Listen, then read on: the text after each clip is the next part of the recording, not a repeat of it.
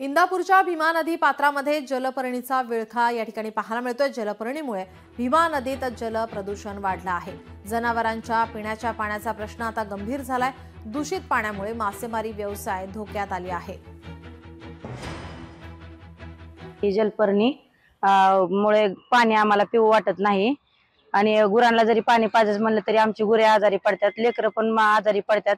ह्या जलपर्णीमुळे आम्हाला पाणी वापरायला येत नाही म्हणून आम्ही गावातून पाणी रोज 20 रुपयाचं पाणी आणतो, ती पाणी पितो। ह्या जलपर्णीमुळे आम्हाला काहीच करता येत नाही, ह्याचं काहीतरी केलं पाहिजे। ह्या जलपर्णीमुळे जे पुणे आणि पिंपरी चिंचवड ह्या भागातली जे घाण आहे, दूषित पाणी, केमिकल हे उजनीत येतंय।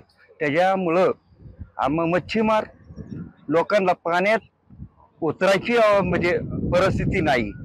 दुसरी गोष्ट, प्यायला पाणीची योग्य नाही।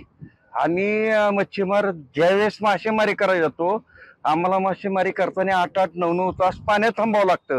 त्यावेळेस आम्हाला घरनं पाणी घेऊन जावं लागतं, कारण ती पाणी हातात घ्यायच्या लायकीचं बी नाही, म्हणजे उजनीचं पाणी। आणि आमचा मच्छीमार जर पाण्यात उतरला तर त्याच्या अंगाला गांडी येते, सूज येते, आणि ह्याच्यामुळं आम्हाला मच्छीमारांना फार मोठा त्रास आहे। लोकशाही मराठी ऐका, पहा, जागरूक रहा।